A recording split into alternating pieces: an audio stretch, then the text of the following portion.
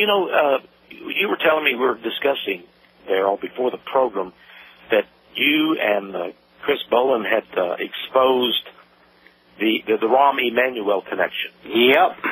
I'd love to talk about that a little bit more because I'm telling you, if the American people knew what Rahm Emanuel has done to this country, they would really be. In fact, you and I would have to contain them and say, no, don't pick up your rifles, don't make homemade bombs, don't do it. We would have to try to steal the spirit of the people ourselves, which I'm willing to do. I don't want to see violence because they want us. The elite want us to use armed violence against them so they can come back with massive violence against us. I know that's what they want. We should not give it to them. Well, this guy Emmanuel's father, of course, they changed their name upon arrival in America, but he was part of the Irgun. And now the Irgun was identified as a terrorist organization worldwide back in the 1930s. Now, this is the apple of this man's fruit here, and of course he has not fallen far from the tree. And what he's done, of course, as well as I do, he's bottled up the Democrat Party. But take a look on the other side of the aisle with this guy Melman running the Republican Party. The Republican Party chairman named Melman. They've got both parties bought and paid for. Yeah, Melman, is not only Jewish. Of course, he's homosexual. Yeah. And he was appointed to his position by Bush. Yeah. Who many people here in Austin, Texas, where George Bush reigned as governor, people would come to me even before he was governor, and they said, "Hey, have you heard about that Bush son named George?"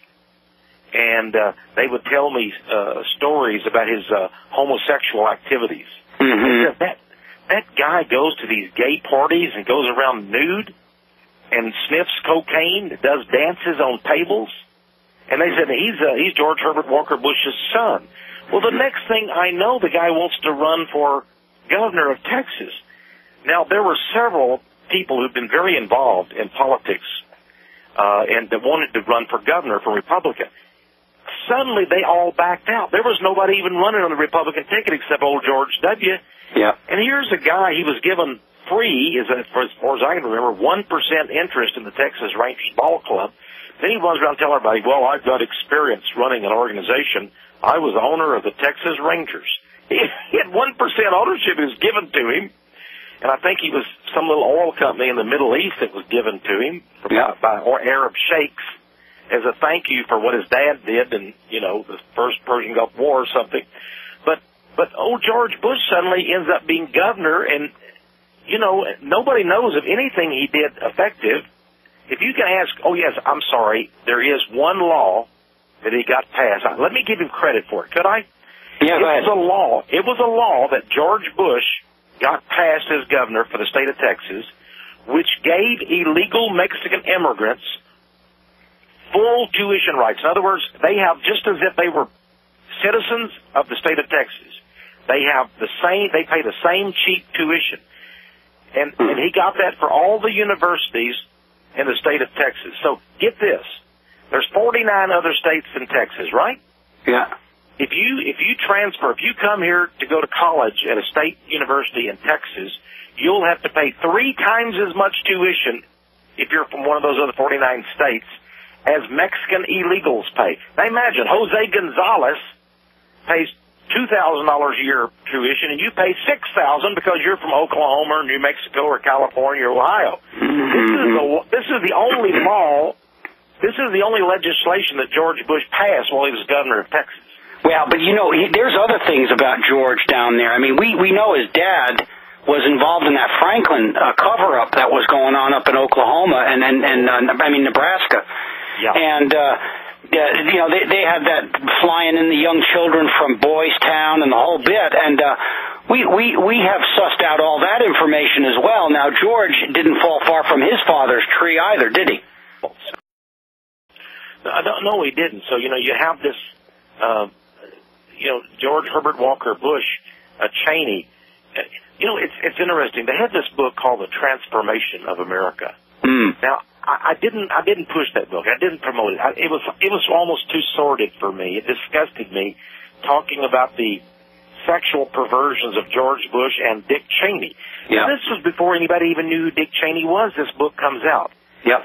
At the time, I didn't want to even believe it. It was so horrible. But they talked about Dick Cheney and others who would take women out, strip them naked, and then take them out into the woods at the hunting preserves of their buddies so nobody else could see what they're doing. And then they would send them out, give them, a 30-minute head start, and then they would go hunting for these people. I actually killed them. Really? And then I thought, they would go out there and take drugs, and then they would go out there and hunt these women down, and some they let live, some and they tortured, and some they killed. It was like a game. Isn't it, sort of like Michael Vick, the football star, with these pit bulls? He loves to see them killed. He's a monster. Well, these men love to see these poor victims stripped naked, and they don't go hunt for deer or wild hogs. They hunt for human beings, and they loved it. Now, this was in this book, The Transformation of Mary. It was so horrible, I could not believe it. And then, of course, that Dick Cheney got a little bit of publicity because he shot a very prominent Texas lawyer in the face with a shotgun. And I have this feeling that lawyer betrayed him in some aspect or another. So they said, well, I'll tell you what, as punishment, you're going to be the target today.